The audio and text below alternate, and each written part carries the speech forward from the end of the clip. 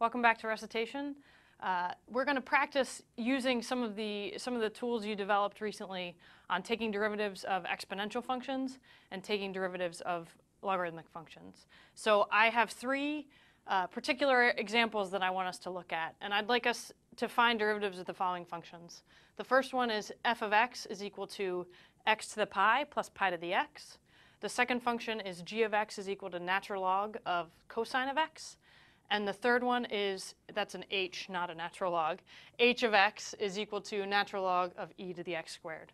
So you have three functions you want to take the derivative of with respect to x. I'm going to give you a moment to work on those and figure those out using the tools you now have, and then we'll come back and I will work them out for you as well. Okay, so let's start off with the derivative of the first one. Okay, now the reason in particular that I did this one, it might have seemed simple to you, but the reason I did this one is because of a common mistake that people make. Okay, so the derivative of x to the pi is nice and simple because that is our rule we know for powers of x. So we can write this as that derivative is pi times x to the pi minus 1.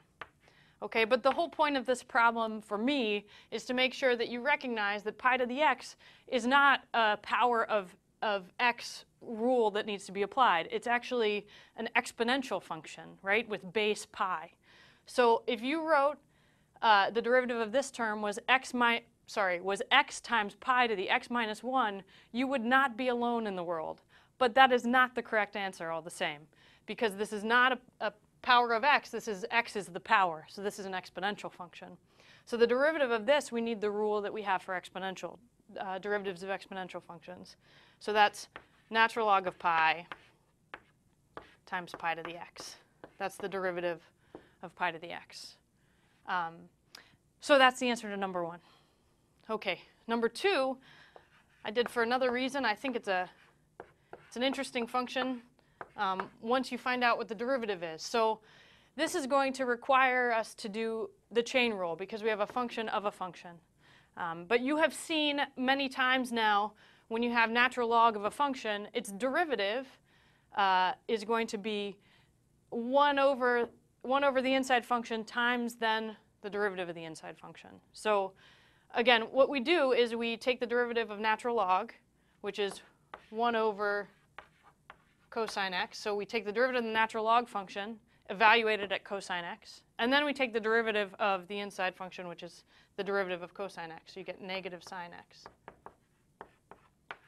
So you get, this whole thing is negative of sine over cosine. So this is negative tangent x. So the reason I, in particular, like this one is that we see, oh, if I wanted to find a function whose derivative was tangent x, a candidate would be the negative of the natural log of cosine of x. That, in fact, gives us a function whose derivative is tangent x. So it's interesting. Now we see that there are trigonometric functions that I can take a derivative of something that's not just trigonometric and get something that's trigonometric. So that's kind of a nice thing there. And then the last one, example 3, I'll work out to the right.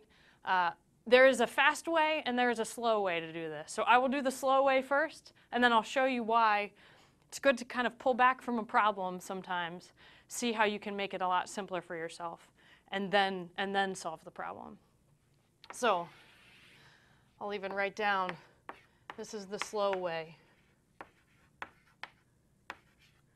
Okay.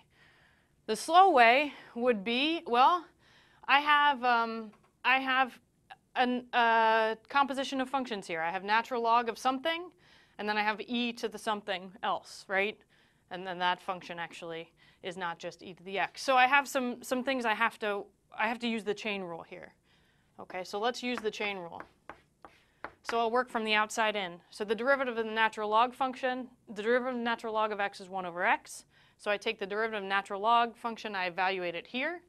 So the first part gives me 1 over e to the x squared. And then I have to take the derivative of the next inside function, which the next one inside after natural log is e to the x squared. And the derivative of that, I'm going to do another chain rule. I get e to the x squared times the derivative of this x squared, which is 2x. Okay, so again, this part is the derivative of the natural log evaluated at e to the x squared. this part is the derivative of e to the x squared. This one comes just from the derivative of e to the x is e to the x, and then so I evaluated it at x squared. And then this is the derivative of the x squared part. So I end up with product of 3 functions because I have a composition of 3 functions. So I have to do the chain rule with 3 different pieces, basically. So, but this simplifies, right? E to the x squared divided by e to the x squared is 1, so I get 2x. Okay. So what's the fast way? That's our answer, 2x. But what's the fast way? Well, the fast way is to recognize that natural log of e to the x squared, let me erase the y here, e to the x squared is equal to x squared. Okay? Why is that?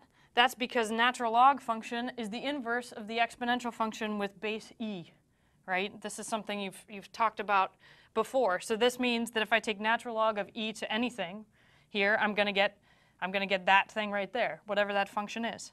So natural log of e to the x squared is x squared. Okay? If you don't like to talk about it that way, if you don't like inverse functions, you can use one of the rules of logarithms, which says that this expression is equal to x squared times natural log of e.